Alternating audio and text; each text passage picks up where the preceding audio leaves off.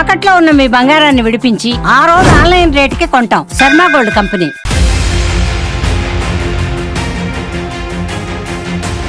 మీ సమక్షంలోనే ఇదంతా స్టార్ట్ అయిందని నేను విన్నాను. ఏం జరిగింది అసలు? నాగర్ అంటే ఎవ్రీథింగ్ రికార్డెడ్ అండి. నాగర్ ఫోన్లో తను కాల్ చేసింది, అన్నీ ఉన్నాయి నాగర్. రోషన్ గారు ఇప్పుడు మీ మీద అలిగేషన్ వచ్చింది అని చెప్పి అడ్వకేట్ ఏదైనా కాల్ చేస్తే అంటే మీరు అంత అగ్రెషన్ టోన్లో మీరు మాట్లాడాల్సిన అవసరం లేదు కదా. పాపం ఆ అబ్బాయి మరి తెలుసో తెలియదో వాళ్ళకి మాట్లాడే విధానం రాదో కానీ సో నేను షాక్ అయిపోయినా. ఫస్ట్ ఎవడు వాడు ఇలా పెట్టింది, ఎవడు కేసులు పెట్టింది, ఎవడు వాడేవాడు వీడవాడు, చాలా అగ్రెషన్ టోన్ ఉంటే, చాలా హై టోన్ ఉండే. మరి నిన్న మీడియా ముందు అసలు ఏం తెలియని అసలు ఇట్లా కూర్చొని అట్లా ఉంటున్నాడు కదా. తప్పు చేసినప్పుడు మాట్లాడతారండి మీడియా. నీకేమో 4 కొమ్ములు వచ్చినాయా, 4 చేతులు ఉన్నాయా? ఇట్లాంటివి ఉన్నా కానీ మీరు సపోర్ట్ బాధితులకు ఇవ్వండి, సెలబ్రిటీస్కి ఇవ్వద్దు. ఈ విషయమే కాదు, ఏ విషయమైనా కానీ బల్లగుద్ది చెప్తున్నాను నేను. ఏదో సార్ట్అవుట్ చేద్దాం, పాప ఆవిడ తెలుసు చాలా కష్టపడి పైకి వచ్చింది అంటే అనేసరికి ఎవడైనా కష్టపడి పైకి వస్తారండి, ఊరికి రెడ్ కార్పెట్ వేస్తారండి. ఈ సింపతి డైలాగులు, ఈ సెంటిమెంట్ డైలాగులు ఎవ్వరు మాట్లాడినా చల్లవండి. నిజంగా మీ తప్పు లేకపోతే ఇక్కడ మధుని ఎందుకు ఎంటర్ చేయట్లేదు? నేను ఈరోజు ఎందుకు ఇంత గట్టిగా మాట్లాడుతున్నానంటే మంగ్లీని బ్లేమ్ చేయట్లేదు ఇక్కడ. నేను నీ తమ్ముడికి ఇన్వాల్వ్మెంట్ ఉందని చెప్తున్నారు. నీ తమ్ముడిని 2 లెంపకాయలు వేసి మీ తమ్ముడిని అడుగు. Hi hello, welcome to Suman TV. నేను మీ రోషన్. సింగర్ మంగ్లీ చుట్టూ తిరుగుతున్న ఈ వివాదంలో చాలా మంది బయటకు వస్తున్నారు. నిన్న వేణు ఉడుగుల పేరు కూడా వచ్చింది కాబట్టి ఆయన కూడా బయటకు వచ్చి ఎక్స్ప్లెనేషన్ ఇవ్వడం జరిగింది. ఆమె కూడా ప్రెస్ మీట్ పెట్టి మరీ ఎమోషనల్ అయ్యి ఏడ్చి దీనికి నాకు సంబంధం లేదు, కావాలని నన్ను ఇన్వాల్వ్ చేస్తున్నారని చెప్పి ఎమోషనల్ అయ్యారు. కానీ వేణు గారు క్లియర్గా చెప్పారు. విరాట పర్వం డైరెక్టర్ వేణు ఉడుగుల క్లియర్గా ఏం చెప్పారు అంటే, ఇది సింగర్ మంగ్లీకి అండ్ అక్కడ అడ్వకేట్ సుబ్బుకు జరుగుతున్న విషయం కాదు, వీళ్ళ చుట్టూ తిరుగుతుంది ఇదంతా కూడా. అక్కడ బాధితులు వర్సెస్ మధు, ఇది కదా విషయం. దీన్ని డైవర్ట్ చేసి వీళ్ళ చుట్టూ ఎందుకు వివాదం తిరుగుతుంది, తన మీద తినేందుకు కేసు పెట్టింది అనేది కూడా ఒక క్వశ్చన్ మార్క్ ఇక్కడ. బట్ ఓవరాల్గా ఏమర్థం అవుతుంది అంటే, తన ప్రెస్ మీట్లో కూడా అంటే మీడియాకు వచ్చి ఇంటర్వ్యూస్ ఇవ్వట్లేదు కాబట్టి మీడియా నా మీద పగబట్టింది అనేది ఒకటి. మీడియా అనేది మంగ్లీ ఇంటర్వ్యూల వల్ల బతకదు. టీఆర్పీ రేటింగ్ వచ్చి ఇంటర్వ్యూలు ఇస్తే ఏం పెరగదు. సో మంగ్లీ నాకు కూడా మంచి ఫ్రెండే. సో అది వెనక్కి తీసుకో. ఫస్ట్ ఆఫ్ ఆల్ మీడియా వాళ్ళకి ఏం పని పాట లేకుండా ఉండరు. విషయం ఏదైతే ఉందో దాని మీద ఆ 2-3 రోజులు డెఫినెట్గా నడుస్తుంది. ఇంకొకటి, బాధితులకు నేను న్యాయం చేస్తాను, బాధితుల వైపు ఉంటాను అని చెప్పింది. పంజాగుట్లో 150 నుంచి 200 మంది ఉన్నారు. పాపం తినటానికి 10 రూపాయలు 20 రూపాయలు జోబులో లేక ఇడ్లీ తినడానికి కూడా అల్లాడిపోతున్నారు. మీడియా మొత్తం ఆడే ఉంది. మరి న్యాయం చేసేవాళ్ళు ఎవరు? అక్కడ ఉండండి. వాళ్ళు క్లియర్గా చెప్తున్నారు. వాళ్ళందరూ పొలం పని చేసుకునే వాళ్ళు, బంగారం పెట్టి పుస్తెల తాళ్ళు అమ్మేసి వీళ్ళు ఏదో సిమెంట్ ఫ్యాక్టరీలు పెడతానని చెప్పారంట, ఏదో స్కూల్స్ అంట, పబ్బులు అంట, రకరకాల పేర్లు చెప్పి సింగర్ మంగ్లీ వాళ్ళ తమ్ముడు శివ, ఎవరో చౌహాను, మళ్ళీ మధు, వీళ్ళ ముగ్గురు కలెక్ట్ చేశారని క్లియర్గా చెప్తున్నారు విక్టిమ్స్ అందరూ కూడా. ఇప్పుడు మేమెవరో వెళ్ళి మీ మీద మిమ్మల్ని బ్లేమ్ చేయడం కాదు. ఒక్కసారి మీ ఫ్యామిలీకి సంబంధించిన వాళ్ళు, లేకపోతే మీరు కేసు పెట్టి నన్ను రక్షించండి, మిగతా వాళ్ళని బెదిరించండి, అవసరమైతే చంపిస్తామని చెప్పి బెదిరించండి, వాళ్ళని బయటకు వచ్చి నిజాలు చెప్పకుండా ఉండండి అని చెప్పుకునే వాళ్ళకి, లేకపోతే చెప్పి ఆమెని సపోర్ట్ చేసే వాళ్ళందరూ కూడా పంజాగుట్ట పోలీస్ స్టేషన్ ముందుకెళ్తే 200 మంది విక్టిమ్స్ ఉన్నారు. అందరూ డోను, కర్నూలు, చిన్న పల్లెటూరు నుంచి వచ్చిన వాళ్ళు మిమ్మల్ని నమ్మి దాదాపు 10 కోట్లు ఇచ్చామని చెప్పి వాళ్ళే వాంగ్మూలం ఇస్తున్నారు. వాళ్ళకేం కట్టుకథలు అల్లటం రాదు, లేకపోతే వాళ్ళకి ఎవరో కథ చెప్తే బయటకు వచ్చి చెప్పరు కదా. సో ఇది. బట్ ఇదే విషయం మీద ఆమె నిన్న కేసు పెట్టి అక్కడ విట్నెస్ ఎగ్జామినేషన్లో కూడా ఒక మ్యూజిక్ డైరెక్టర్ పేరు మెన్షన్ చేశారు. ఆయనకు కూడా కాల్ వచ్చింది సిఐ నుంచి, ఏం జరిగిందో మీరు స్టేషన్కి వచ్చి ఎక్స్ప్లెనేషన్ ఇవ్వాలి అని. ఇప్పుడు అదే విట్నెస్ ఎగ్జామినేషన్ పేరు పెట్టిన Karthik, music director, Telangana folk singing సంబంధించి కావచ్చు, లేకపోతే బ్రీత్లెస్ తెలంగాణ సాంగ్ కూడా పాడి ఎంతో ఫేమస్ అయిన మ్యూజిక్ డైరెక్టర్ కార్తీక్ మన స్టూడియోలో నాతో పాటు ఉన్నారు. ఇదే విషయం మీద చర్చించడానికి ఆయనతో మాట్లాడదాం. హాయ్ కార్తీక్. హలో అండి, నమస్తే. అసలు ఏం జరుగుతుంది? ఎందుకంటే ఎంతో మంది విక్టిమ్స్ పాపం వాళ్ళకి ఏబీసీలు కూడా సరిగా రావు. అలాంటి వాళ్ళు పంజాగుట్ట పోలీస్ స్టేషన్ చుట్టూ తిరుగుతున్నారు, మీడియా చుట్టూ తిరుగుతున్నారు, మాకు న్యాయం చేయండి అని. అవును. ఇచ్చేటప్పుడేమో పోలీసులకు చెప్పరు, మీడియాకి చెప్పరు. కరెక్ట్ ఇచ్చిన తర్వాత ఏమో మా ముందుకు వచ్చి చెప్తారు. మా ముందుకు వచ్చిన తర్వాత వాళ్ళు చెప్పింది మేము మా మీడియాలో ప్రెజెంట్ చేస్తేనేమో మమ్మల్ని ఏమో మీడియా కావాలని నన్ను బజార్కి ఇట్ చేస్తుంది, మీడియా అది ఇదని మీడియా అని మాట్లాడతారు, ఒకవైపు పోలీసులను మాట్లాడతారు. మీ సమక్షంలోనే ఇదంతా స్టార్ట్ అయిందని నేను విన్నాను. అసలు మీరే దీనికి పెద్దరికం వహించారు, మీరే పెద్దరాయుడులాగా దీనికి కర్త కర్మ క్రియ అని విన్నాను. కాబట్టి పోలీసులు కూడా మిమ్మల్ని పిలిచారని నేను విన్నాను. ఏం జరిగింది అసలు? పిలిచారు కానీ నేను వెళ్ళలేదు. అంటే ఒకటండి, ఇప్పుడు ఏదైనా ఇప్పుడు మీరు ఇందాక అన్నారు చాలా అంటే పేద బడుగు వర్గాలు వాళ్ళందరూ చాలా ఒక్కొక్క రూపాయి పోగు చేసుకొని ఇన్ని డబ్బులు వస్తే ఏదో బిడ్డ పెళ్లి చేద్దామనో, పొలం ఉందామనో, కొడుకు చదువు చెప్దామనో వాళ్ళు ఎంతో పాపం ఒక్కొక్క రూపాయి పోగు చేసి ఏదైనా రూపాయి ఎక్కువ వడ్డీ వస్తుందంటే వాళ్ళు చేస్తారు, ఎటువంటి ఇన్వెస్ట్మెంట్ చేస్తారు. సో అటువంటి కార్యక్రమంలో ఇంత పెద్ద సెటప్ ఉంది అని తెలిసినాక నేను ఇప్పుడు మాట్లాడుతున్నా. నాకు వెరీ బిగినింగ్ నుంచి ఇష్యూ తెలుసు. అంటే చెప్పాలంటే సుబ్బు గారు ఫస్ట్ టైం కాల్ చేసింది నాకే, అంటే నా ద్వారానే తను కూడా పాపం చాలా రెస్పెక్టబుల్గా ఇక్కడ కూడా యూనో కార్తీక్ అని నా పేరు వాడలేదు. మంగ్లీ కూడా నాకు అంటే ఆల్మోస్ట్ ఒక 2016 నుంచి తెలుసు. తను అంటే ఫస్ట్ టైం నేను అమెరికాలో షో చేసినప్పుడు ఇక్కడ నాకు ఫోక్ సింగర్స్ కావాలి. అప్పుడు మూవీస్ నేను కమిటీ అప్పుడే ఫస్ట్ టైం షోస్కి వెళ్తున్నప్పుడు ఇట్లా ఫోక్ సింగర్స్ కావాలంటే మన దాము గారు ఉన్నారు కదా V6లో, అన్న మరి ఇట్లా ఎవరన్నా తెలిసిన వాళ్ళు ఉన్నారంటే మంగ్లీ బాగా పడుతుంది అంటే సరిగా తను అప్పటి పరిచయం నాకు. సో నాతో చాలా కన్సర్ట్స్ అవి చేసిందండి. నా సినిమాల్లో చాలా సినిమాల్లో పాటలు పాడింది. ఈవెన్ విజయ్ దేవరకొండది బ్లాక్ హాక్స్ దానికి కూడా రీసెంట్గా శివమణి గారు డ్రమ్స్ ప్లేయర్ ఉన్నారు కదా, తను నేను కొలాబరేట్ చేసాం అందులో. సో అంటే మాకు ప్రొఫెషన్ పరంగా చాలా మంచిగానే ఉంది. And at the same time Subbu గారు కూడా తను ఆల్మోస్ట్ ఒక 8-10 ఏళ్ళ నుంచి పరిచయం. తను అంటే నాది 505లో ఆఫీస్ ఉండే, కింద 405లో తనకి ఏదో చిన్న వర్క్స్ ఉంటే వచ్చేవాళ్ళు. తనకు యాక్టింగ్ అంటే చాలా ఇంట్రెస్ట్. తను he's very passionate towards music and arts అది. సో తనకి నేను చేసిన సినిమాలో కూడా కొన్ని రోల్స్ ఇవ్వడం జరిగింది. సో తన మెంటాలిటీ కూడా నాకు తెలుసు. తనకి కొన్ని ట్రస్ట్లు ఉన్నాయి, తను కొన్ని ఈ మైనారిటీ చాలా ఎడ్యుకేషన్కి సంబంధించిన ఏమన్నా హెల్ప్ కూడా నన్ను అడుగుతారు. కార్తీక్ గారు కొన్ని ఫండ్స్ ఇట్లా పిల్లలు ఉన్నారు చాలా పేదవాళ్ళు, వాళ్ళు చదువుకోవడానికి కూడా లేవు, అమ్మాయిలు ఉన్నారు హాస్టళ్ళల్లో వాళ్ళకు కూడా లేవు అంటే నేను నాకు తోచినంత నా ఫ్రెండ్స్ నుంచి నాకు ఒక ట్రస్ట్ ఉంది. సో అట్లా మాకు ఈ సర్వీస్ రిలేటెడ్గా మాకు బాగా పరిచయం ఏర్పడ్డది. సో ఇది అయిపోయాక అంటే ఈ లాస్ట్ 10-15 డేస్ నుంచి 20 డేస్ చాలామంది అడుగుతున్నారు ఎందుకు మనం రావడం అని అనిపించింది. కానీ ఇక ఉన్న సిఏ గారు కాల్ చేసి ఏం చెప్పారు? సిఏ గారు ఎందుకు కాల్ చేశారు మీకు అసలుకి? అంటే నాకు అర్థం కాలేదు ఫస్ట్ థింగ్. సో ఇది మీది మన ఈ మంగ్లీ అనుకుంటా మరి కేసు ఫైల్ చేసింది. ఇట్లా నార్సింగ్లో ఒక కేసు ఒకటి అది వచ్చిందండి, అది దానికి సంబంధించింది మీ దగ్గరే స్టార్ట్ అయిందని చెప్పి అది ఉంది, విట్నెస్ ఎగ్జామినేషన్ చేయాలి అంటే విట్నెస్ ఎగ్జామినేషన్ నేను డైరెక్ట్ రావాల్సిన పని లేదు కదా, మీరు ఫోన్లో కూడా చేయొచ్చు అంటే నేను వేరే వర్క్లో ఉన్నా. సో మళ్ళీ 2 డేస్ తర్వాత కాల్ చేసి విట్నెస్ సో ఇక్కడ ఏం లేదంటే జరిగింది. సరే ఇప్పుడు నేను తనకి ఏది చెప్పానో మీకు అదే చెప్తున్నాను. ఇది ఇష్యూ నాకు ఎగ్జాక్ట్లీ నా దగ్గర అంటే ఎవ్రీథింగ్ రికార్డెడ్ అండి నా దగ్గర ఫోన్లో. తను కాల్ చేసింది అని ఏం పెట్టింది మీకు మెసేజ్? మంగ్లీ ఒకసారి చూపిస్తారా? మెసేజ్ ఏం లేదండి, స్టార్టింగ్ లో డే 1 ఎప్పుడు స్టార్ట్ అయింది? మార్చిలో స్టార్ట్ అయింది. ఎగ్జాక్ట్లీ మార్చ్ 21 అండి, మార్చ్ 21 స్టార్ట్ అయింది. అయితే నేను యాక్చువల్లీ విజయవాడలో ఉన్న వేరే పని మీద. సో నాకు సుబ్బు గారు చాలా కాల్స్ చేశారు అప్పుడు 21 మార్చ్ 2026. మంగ్లీ పెట్టిందా ఫస్ట్? మంగ్లీ కన్నా ముందు సుబ్బు గారు కాల్ చేశారు. సో తను కాల్ చేసి ఇట్లా కార్తీక్ గారు ఒకసారి అంటే నేను ఎత్తలేదు, కొంచెం వేరే వర్క్స్లో ఉన్నా. అది నాకు యాక్చువల్లీ నేను వేరే పని మీద వెళ్ళిన విజయవాడ. సో అంటే మా బావగారు కొంచెం హెల్త్ బాగాలేకుండే, తర్వాత ఇంకా వేరే ఒకటి నాకు అది మా బామ్మర్దో పెళ్లి షాపింగ్ ఉండే, ఇంకా ఏదో టూ మెనీ థింగ్స్ ఉంటే నాకు ఒక పక్కన మళ్ళీ రికార్డింగ్స్ అయితే ఫోన్లలో అంటే టూ హెక్టిక్ ఉంది ఆ రోజంతా. సో సుబ్బు గారితో నేను చెప్పండి మళ్ళీ చేయొచ్చా మీకు అంటే, లేదండి కొంచెం ఇంపార్టెంట్ మీతోనే మాట్లాడాలి అన్నాడు. ఆయనకి నాతోనే ఏం పని ఉంటుంది ఈయనకంటే, లేదండి కొంతమంది బాధితులు నా దగ్గరకు వచ్చిండ్రు. సో వాళ్ళు అంటే బల్లగుద్ది చెప్తున్నారు మంగ్లీకి ఇన్వాల్వ్మెంట్ ఉందని. మంగ్లీకి సంబంధించిన వ్యక్తులే ఈ మనీకి సంబంధించిన కొంచెం వాళ్ళ దగ్గర చెప్తున్నారు కదా, మంగ్లీ సొంత తమ్ముడు చౌహాన్ మధు ముగ్గురు కలెక్ట్ చేశారు. వీళ్ళందరి పేర్లు ఏమన్నా అడిగితే ఓపెనింగ్ వస్తారు మేడం డైరెక్ట్. ఎగ్జాక్ట్లీ అదే నాతో కూడా అదే. ఆ టైంకి మన సుబ్బు గారి దగ్గర వీళ్ళందరూ ఉన్నారు ఈ బాధితులు. నాకు ఆ విషయం తెలియదు, బాధితుల విషయం కూడా తెలియదు. తర్వాత తను చెప్పాడనమాట, మీకు కాల్ చేసిన టైంకి వాళ్ళందరూ ఉన్నారండి.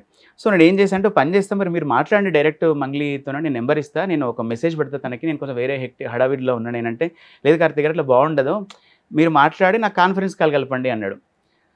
సరే ఇష్యూ అంటున్నారు కొంచెం అంటే వీళ్ళందరూ ఇన్వాల్వ్ అయ్యింది కదా, మళ్ళీ తను కూడా ఎప్పటించో తెలుసు, తను కష్టపడి పైకి వచ్చింది అమ్మాయి, సరే ఏమైనా మన వాళ్ళు ఏమైనా హెల్ప్ అవుతుందేమో అని చెప్పి నేను వెంటనే తన కాల్ కట్ చేసి వాట్సాప్లో ఎగ్జాక్ట్లీ మీకు మార్చ్ 21వ తారీఖు మధ్యాహ్నం అరౌండ్ 2 o'clock అట్లా కాల్ చేశాను తనకి. 2 o'clockకి వాట్సాప్ కాల్ చేశాను నేను. చేస్తే తను ఎత్తలేదు, మళ్ళీ తను కాల్ బ్యాక్ చేసింది. చేసి ఇట్లా కార్తీక్ గారు ఇట్లా ఏంటంటే మీరు టెన్షన్ పడొద్దు, ఇట్లా అడ్వకేట్ అంటే మా మిత్రుడే ఎప్పటి నుంచో సుబ్బు గారు లైన్ లో ఉన్నారు, చాలా మెసేజెస్ ఉన్నాయి తనకి. ఆ శుభ మీద చేసే అలిగేషన్ ఏంటి అసలు ఆమె? అదే అదే అక్కడికే వస్తున్నా. సో ఇట్లా అది తను నిజమా? అదే అదే అక్కడికే వస్తున్నా. సో తన లైన్లో ఉన్నారంటే ఎవరండి తను అంది. అన్నాక ఏదో ఫైనాన్స్కి సంబంధించి మైక్రో ఫైనాన్స్ చాలా మంది దగ్గర మీరు ఏదో డబ్బులు కలెక్ట్ చేసినట్టు, మీకు సంబంధించిన డబ్బులు కలెక్ట్ చేసినట్టు బాధితులందరూ అక్కడికి వచ్చినట్ట. ఆడ కేసు ఫైల్ చేస్తున్నారు. ఆయన కేసు ఫైల్ చేసే ముందు నిజానిజాలు తెలుసుకోవడానికి అని చెప్పి నాకు కాల్ చేశారు సుబ్బు. సో సుబ్బు గారు కాల్ చేసి, మంగ్లీ మీకు స్నేహితురాలు కదా, కొంచెం మీకు తెలుసు కదా, సో నాకు కొంచెం ఎక్స్ప్లెనేషన్ ఇస్తే నేను దీన్ని ముందుకు తీసుకెళ్లాలా వద్దా, లేదు అంటే ఇవన్నీ ఏం చేయకుండా జస్ట్ కోర్టులో చేద్దామా, అసలు ఏంటిది నాకు అంటే నాకు తెలియాలి ఆమె గురించి అని చెప్పి కాల్ కలపమంటే నేను మీకు కాల్ కలుపుతున్నా. ఆయన కాన్ఫరెన్స్లో లేడప్పటికి. మీకు ఓకే అంటే నేను సుబ్బు గారికి కాల్ కలుపుతా అని చెప్పిన. చెప్తే తను వాళ్ళ బ్రదర్ శివ అనుకుంటా, ఐ థింక్ ఆ శివాని లైన్లోకి తీసుకుంది. శివాకి లైన్లోకి తీసుకున్నాక ఎప్పుడైనా ఒకటండి, ఇప్పుడు రోషన్ గారు ఇప్పుడు మీ మీద అలిగేషన్ వచ్చింది అని చెప్పి అడ్వకేట్ ఏదైనా కాల్ చేస్తే అంటే మీరు అంత అగ్రెషన్ టోన్లో మీరు మాట్లాడాల్సిన అవసరం లేదు కదా. పాపం ఆ అబ్బాయి మరి తెలుసో తెలియదో వాళ్ళకి మాట్లాడే విధానం రాదో కానీ ఈయన కొంచెం పేదల పక్షాన అది ఉండే వ్యక్తి సుబ్బు. అంటే మనకు పర్సనల్స్ తెలియదు కానీ నాకు తెలిసినంత వరకు అయితే అదే వ్యక్తి, ఆయన నేచర్ అదే. ఈ అమ్మాయి కూడా చాలా కష్టపడి పైకి వచ్చింది, ఈమె కూడా కొంచెం మంచి కార్నరే ఉంది, మంచి సాఫ్ట్ కార్నరే ఉంది. సో నేను షాక్ అయిపోయినా ఫస్ట్.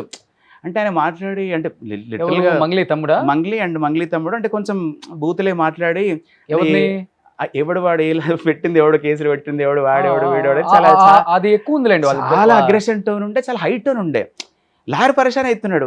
కాదబ్బా నేను మాట్లాడేది ఏంటిదా, నిజమా అబద్ధమా తెలుసుకుందాం, అసలు నీకు ఇన్వాల్వ్మెంట్ ఉందా లేదా తెలుసుకుందాం, ఒక ఆడపిల్ల కదా మనం ఎందుకు ముందే తీసుకెళ్ళడం అని చెప్తే తను అట్లా మాట్లాడుతుంది. అంటే నేను అందరు కాన్ఫరెన్స్ లో ఉన్నారు, నేను అండ్ మంగ్లీ వాళ్ళ బ్రదర్. మంగ్లీ కూడా బూతులతోనే మాట్లాడుతుంది. మంగ్లీ అప్పటికి ఇంకా అంటే కొంచెం తను అంటే స్టార్ట్ చేసింది అంటే ఎట్లా అసలు ఏంటంటే ఎవరండి అంటే ఎవరెవరితో వాళ్ళు మా పేరు వాడుకుని డబ్బులు తీసుకున్నారంటే అట్లా ఎట్లుంటుందండి, అసలు అట్లా కాదు అంటే హై టోన్లే మాట్లాడలేదు, బూతులే మాట్లాడలేదు. వాళ్ళ తమ్ముడు కొంచెం ఎంటర్ అయినాక కొంచెం లాంగ్వేజ్ టోన్ పెరిగింది. మరి నిన్న మీడియా ముందు అసలు ఏం తెలియని అసలు ఎట్లా కూర్చొని ఎట్లా పెరిగింది ఆ రోజు. అంటే నేను అనేది ఏంటిది అంటే నాకు తెలియదు కదా ఫస్ట్ టైం, పాపం వీళ్ళకి ఏం సంబంధం లేదేమో అట్లా డైరెక్ట్ అట్లా అనేసరికి ఫీల్ అవుతున్నారేమో. అయినా కూడా ఒక సాఫ్ట్ టోన్లో నాకు ఒకటే విషయం తను సుబ్బు గారు కూడా అన్నది ఏంటిదంటే ఒకసారి ఆమెతో మాట్లాడితే నిజానిజాలు తెలుస్తాయి, దాన్ని బట్టి మనం ఫర్దర్గా ఏం చేద్దాం అనేది ఒక ఆలోచన. అంటే నా దగ్గర బాధ్యతలందరూ నా ఆఫీస్ టేబుల్ దగ్గర ఉన్నారు అందరూ. అంటే నేను ఏమన్నా అంటే కాదు మంగ్లీ అది మాట్లాడే పద్ధతి అది కాదు, ఒక పని చేయి, దీంట్లో నీకు ఇన్వాల్వ్మెంట్ ఉందా లేదా పక్కన పెట్టు, ఒకసారి మాట్లాడి సాఫ్ట్గా ఒకసారి కలవండి, మీరు కలిసి సార్ట్అవుట్ అవుతుంది, నేను విజయవాడలో ఉన్నా, నాకు రావడానికి ఈవినింగ్ 7 or 8 అవుతుంది అంటే తనకి చాలా ఏదేదో మాట్లాడుతున్నారు లేండి వాళ్ళు. అంటే వాడెవడో డబ్బులు తీసుకుని వాడెవడో ఫ్యాక్టరీలు అది ఇది నాకేం సంబంధం లేదు ఏదో చాలా. అంటే నేను ఒకటి స్టార్ట్ చేస్తే అది ఎటో వెళ్తుంది. అది ఈయన సుబ్బు గారికి చెప్పిన, సుబ్బు గారు సంబంధం లేకపోతే ఈ ఫ్యాక్టరీ విషయం ఎట్లా వచ్చింది? అదే సుబ్బు గారికి ఒక మాట నేను చాలా వేరే హడావిడిలో ఉన్న సుబ్బు గారు పని చేయండి, మీరు మాట్లాడుకోండి, సార్ట్అవుట్ చేసుకోండి, తను నాకు తెలుసు తను తెలుసు, లేదు మీకు ఏమన్నా ఒక టేబుల్ మీద డిస్కస్ చేస్తా అంటే మన ఆఫీస్కి రండి సాయంత్రం పూట అని చెప్పిన నేను. అంటే సుబ్బు గారే అన్నారు. ఇదంతా అయిపోయాక ఇక నేను ఫోన్ పెట్టేసి నా పనిలో నేను ఇక విజయవాడ నుంచి హైదరాబాద్కు 4 గంటల జర్నీ కార్లో, 1 hour బ్రేక్. ఈ 1 hour తర్వాత ఇక నాకు మంగ్లీ దగ్గర నుంచి కాల్స్ వచ్చి కార్తిక్ గారు ఇట్లా తను ప్రెస్ దగ్గరికి వెళ్తున్నారట, నా గురించి చాలా బ్యాడ్గా మాట్లాడుతున్నారట, అదట ఇదట, కొంచెం మీరు చెప్పండి, మీరు చెప్తే వింటారట సుబ్బు గారు అంటే నేను సుబ్బు గారికి కాల్ చేశాను. అంటే అందువేలో ఇదంతా ఫోన్లో ఇంకా అంటే ఆల్మోస్ట్ ఆ 4-5 hours జర్నీలో మొత్తం ఒక 80 to 90 కాల్స్ అయినాయి నాకు మంగ్లీకి అండ్ నాకు సుబ్బు గారికి అందరికి మధ్యలో. సుబ్బు గారు క్లియర్గా చెప్పినాం, కాదంటే మీరు ఏదో ఒకటి మీరు కూర్చొని మాట్లాడి విన్నాక మీరు ప్రొసీడ్ అయితే మంచిగా ఉంటుంది కదా, మీరు ప్రెస్ మీట్ ఇదంతా ఎందుకు పెట్టినట్టు, తను యూట్యూబ్లో కూడా వచ్చినాయట కదా, ఇదంతా అయింది కదా అంటే తన వర్షన్ ఏంటంటే కార్తిక్ గారు మీరు ఫోన్ పెట్టేశాక మీ కాన్ఫరెన్స్ కాల్ అయిపోయి కాన్ఫరెన్స్ కాల్ అయిపోయి మీరు ఫోన్ పెట్టేశాక నన్ను చాలా దారుణంగా అన్నదండి. ఇప్పుడు ఎప్పుడైనా ఈమె మంగ్లీ అతన్ని చాలా దారుణంగా అన్నది అంటున్నా, నేను వినలేదు అది, ఎందుకంటే నేను ఉన్నంత వరకు అయితే చాలా హై టోన్లో ఉన్నారు వాళ్ళిద్దరు.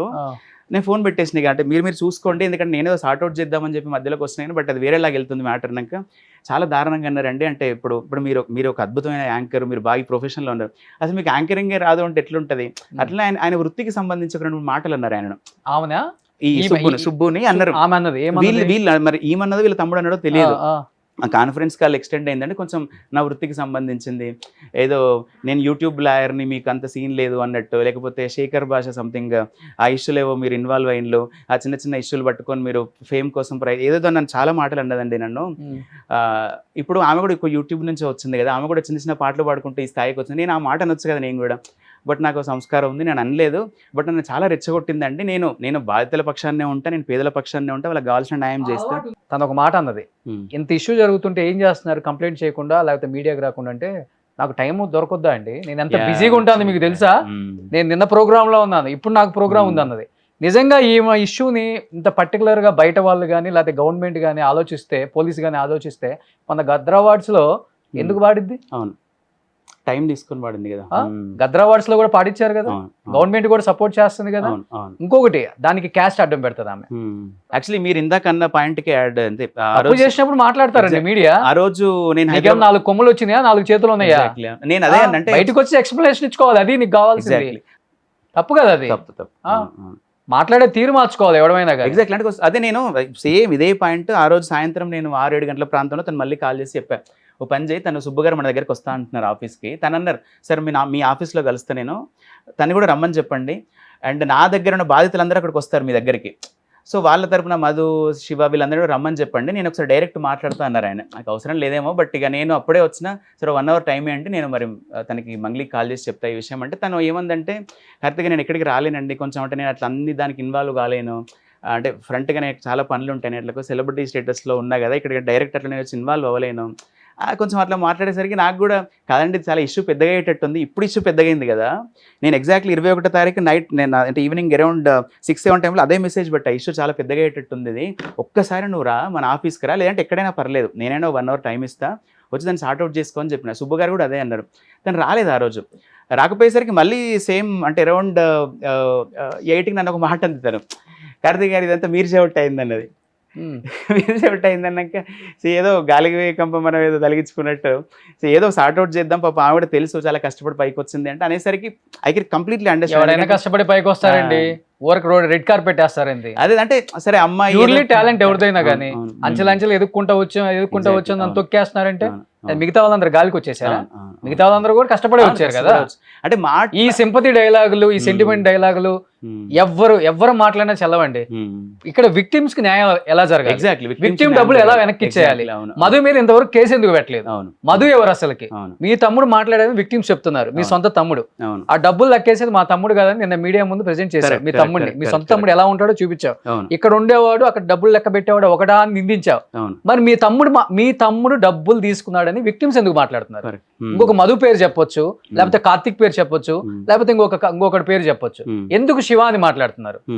నిజంగా మీకు మీ తప్పు లేకపోతే ఇక్కడ మధుని ఎందుకు ఎంటర్ చేయట్లేదు? మధు మీద కేసు ఎందుకు పెట్టలేదని వేణు గారు అడిగారు నిన్న ఇంటర్వ్యూలో. అదే క్వశ్చన్ నాకు కూడా అదే వచ్చింది. పొద్దున్న సుబ్బు గారితో మాట్లాడుతున్నప్పుడు మధు గారు కేసు అయిందా అంటే బయట ఉంది చూడండి, బయట ఒకసారి ప్లే చేయండి. నేను ఒక ఆడపిల్లని దయచేసి చెప్తున్నా, ఇందులో నా ఇన్వాల్వ్మెంట్ ఉంటే మళ్ళీ చెప్తున్నా, మీరు ఏం చేసినా నేను పడ్డానికి సిద్ధం, నేను ఎక్కడికైనా వస్తాను.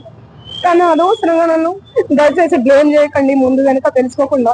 ఇందులో నా ఇన్వాల్వ్మెంట్ 1% కాదు కదా, 0% కూడా లేదు. దయచేసి మీడియా మిత్రులు, నా ఫ్యామిలీ లాంటి వాళ్ళు, నా ఫ్యామిలీ మీడియా అంటేనే నా ఫ్యామిలీ, నేను కూడా ఒక జర్నలిస్ట్ గానే వచ్చాను.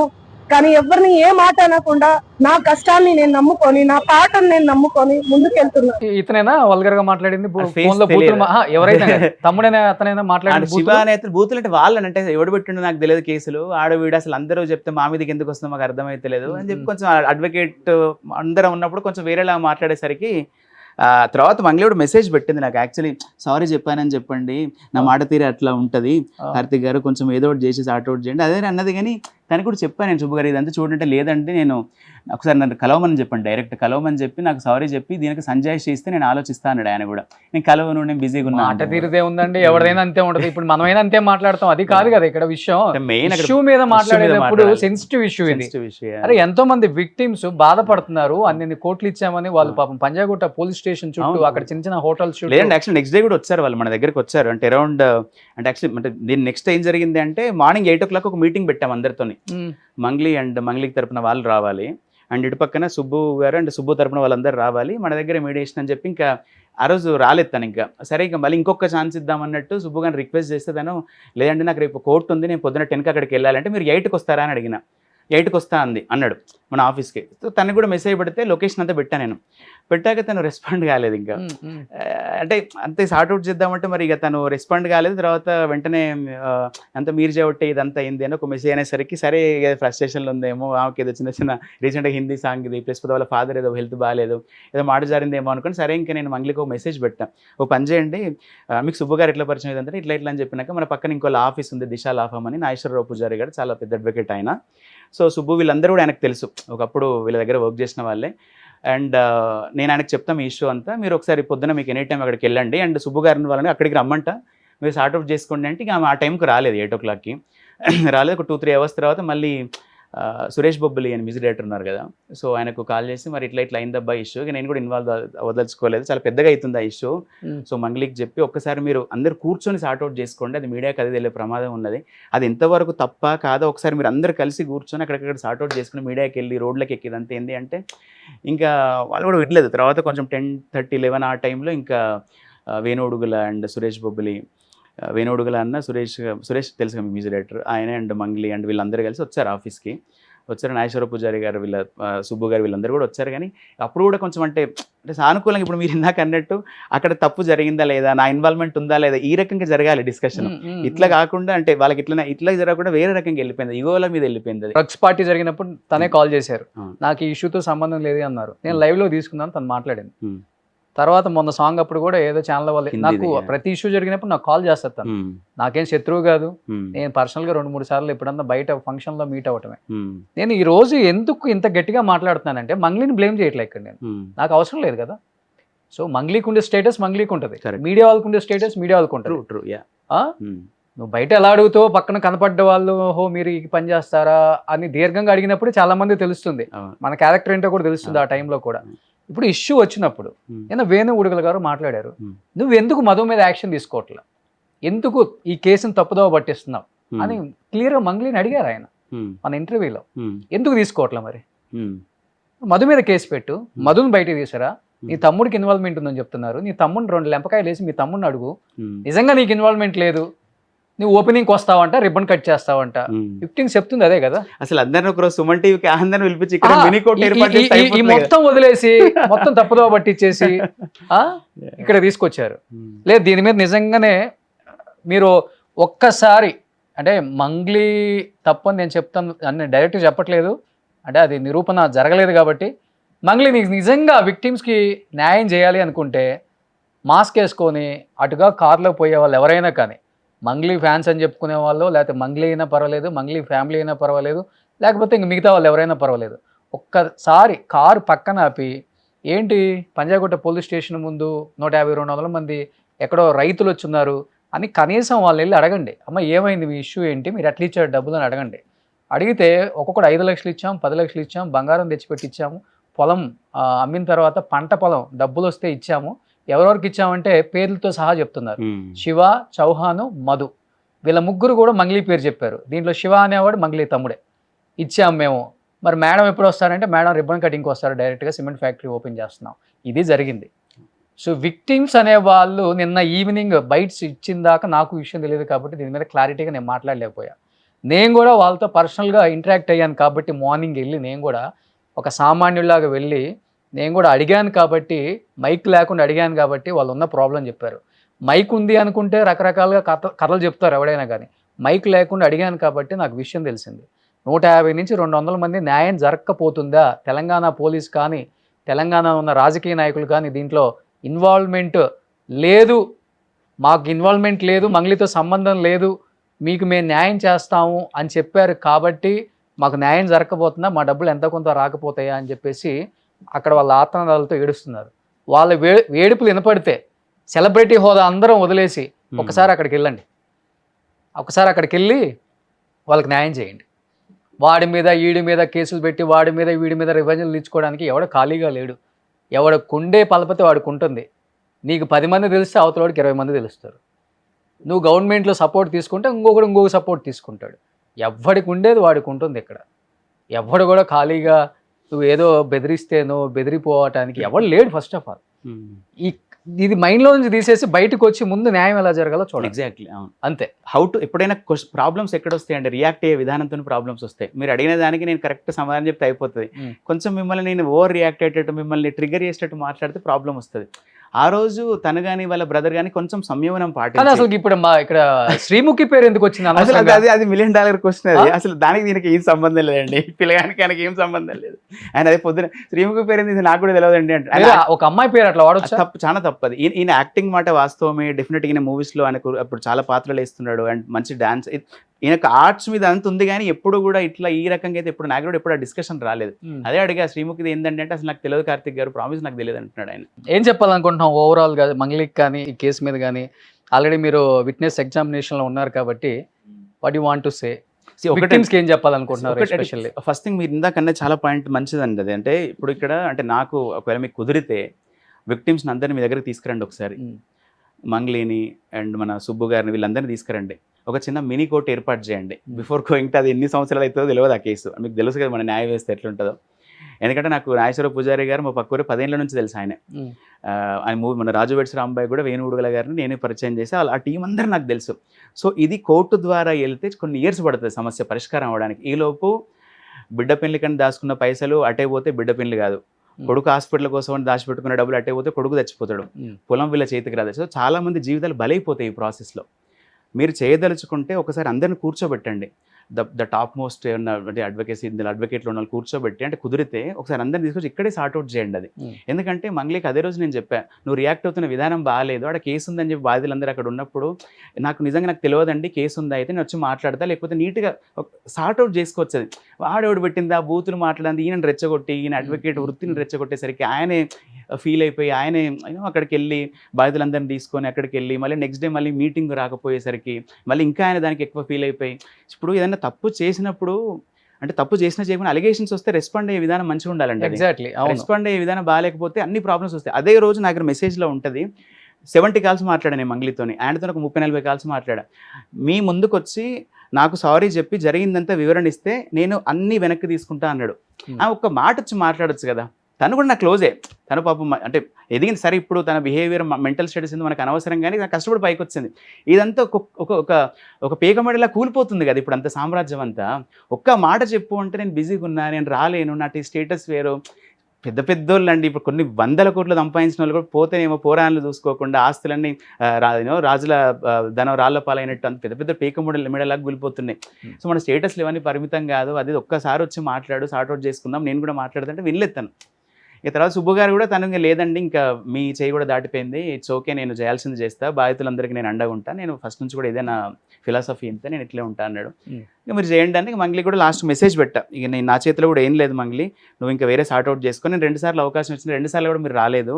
అదే మెసేజ్ అదే ఉంటుంది. ఇక మీరు మరి పూజారి గారి ద్వారా వెళ్తారా ఎవరి ద్వారా వెళ్తారో మీ ఇష్టం. ఇంకా మీరు వెళ్ళండి, ఇక నా చేతిలో కూడా మెసేజ్ ఒకసారి చూపించచ్చు మీరు. 1 సెకండ్ ఇక్కడ నుంచి వస్తా. ఫస్ట్ ఇక్కడ గ్రూప్ కాల్ అంటే ఫస్ట్ తనకు కనెక్ట్ చేశాను నేను. కనెక్ట్ చేసి మీకు ఓకేనా అంటే కాన్ఫరెన్స్ కాల్ పెట్టా ఎవరికి, సుబ్బు గారికి. ఏది తనకు ఓకే అంటే తర్వాత నెంబర్ కూడా షేర్ చేస్తాను మీరు మాట్లాడుకోండి.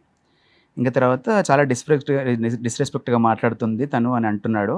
Don't know what's happening, please stop by calling him with some known something పెట్టి చెప్పినా. నేను సారీ చెప్పానని చెప్పు. నా మంగ్లీ ఎన్ని మిస్డ్ కాల్స్ ఇచ్చింది మీకు? అదే అంటే మీరు లిఫ్ట్ చేయట్లేదా? నేను వేరే వర్క్లో చెప్పా కదా, నేను సారీ చెప్పానని చెప్పండి, నా మాట తీరే అట్లా ఉంటుంది, కొంచెం సుబ్బు గారికి కన్వే చేయండి అంటే నేను సుబ్బు గారి పర్సనల్గా కూడా నేను చెప్పాను, లేదా ఒక్కసారి మీరు కలవండి, కలిసి మాట్లాడండి, సార్ట్అవుట్ చేయండి, ఎందుకంటే ఆమె జీవితం ఇది అంటే. లేదు కార్తిక్ గారు మీకు తెలియదు, తను చాలా పర్సనల్గా అటాక్ చేసింది నన్ను. నేను 21st మధ్యాహ్నం స్టార్ట్ అయిందండి అది ఇష్యూ అంతా. సో అయిపోయాక ఇంకా ఆ రోజు నైట్ అరౌండ్ 10:40కి please be in touch with Pujari sir, తను మోస్ట్లీ హెల్ప్ చేయగలరు, నేను మ్యాక్స్ చేయాల్సింది చేసి అండ్ చేస్తున్నా, I can understand your, but మీరు వెళ్ళి సార్ట్అవుట్ చేసుకోండి, ఇంకా నేను ఇన్వాల్వ్ కాదలుచుకోలేదు అని చెప్పిన. ఇక నెక్స్ట్ డే ఇంకా వేణు అన్న సురేష్ గారు వీళ్ళందరితో ఇక అది మళ్ళీ ఇక వేరేదికి వెళ్ళింది. ఓకే.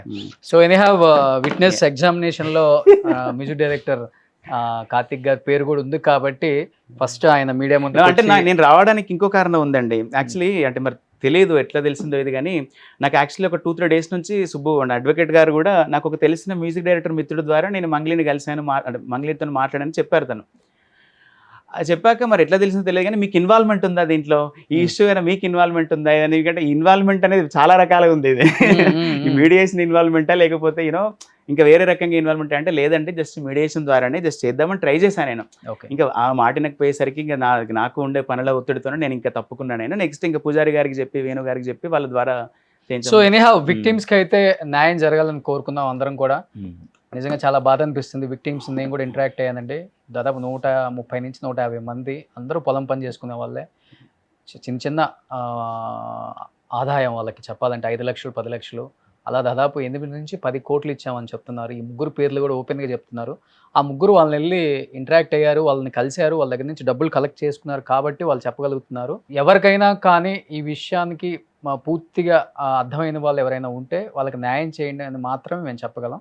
ఎవరి ఇన్వాల్వ్మెంట్ ఏం చేయలేం ఇక్కడ అయినా కానీ. డబ్బులతో కోట్లతో కూడుకుంది కాబట్టి వాళ్ళు బయటకు వచ్చి ఆ డబ్బు ఎక్కడ పెట్టారో, లేకపోతే ఎవరెవరు అకౌంట్లోకి వెళ్ళిందో, లేకపోతే క్యాష్ ఎలా తీసుకున్నారో వాళ్ళు బయటకు వచ్చి వాళ్ళకి న్యాయం చేయడం తప్పితే, మంగ్లీ దగ్గరుండి న్యాయం చేయించడం తప్పితే ఇంతకన్నా వేరే సొల్యూషన్ లేదు ఈ కేసుకి.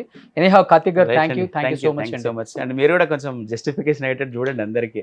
మందేం లేదండి, వాళ్ళ చేతుల్లోనే ఉంటది. నేను అనేది ఏంటంటే ఇప్పుడు ఫాస్ట్ కోర్ట్స్ అని చాలా ఉన్నాయి కదా, సో మీరు ఏమన్నా ఇన్వాల్వ్ అయ్యి కొంచెం పర్సనల్ గా అందరిని ఒక దగ్గర జమ చేసి మాట్లాడగలిగితే బెటర్ అండి. చెప్పాం, మా టీం కూడా చెప్పాం. ఆ విక్టిమ్స్ వీళ్ళు బయటకు వస్తే కదా పాపం వాళ్ళకి న్యాయం జరిగితే ఇక్కడ సుబ్బు గారు మంగ్లీ గారు ఇదంతా ఇది మ్యాటర్ కాదు, పేద ప్రజలకు న్యాయం జరగాలి అంతే. Thank you so much. Suman టీవీలో మీ పర్సనల్ అండ్ బిజినెస్ ప్రమోషన్స్ కోసం కింది నెంబర్కి కాంటాక్ట్ చేయండి.